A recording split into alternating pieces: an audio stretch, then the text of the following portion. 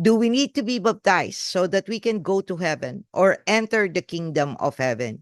This issue, mga classmates, has been a point of theological debate for centuries, and it is viewed differently by various Christian traditions.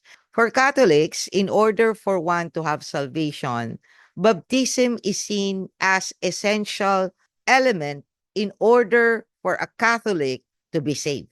Evangelicals emphasize that salvation comes through faith in Jesus Christ alone, which they call it sola fide. The majority of Protestants, baptism is important but not essential for salvation. We are all followers of Christ, and we stand on what we believe as taught by our respective religions.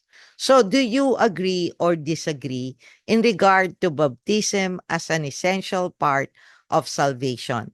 And when it comes to this issue, mga classmates, this is discussed in Matthew 3.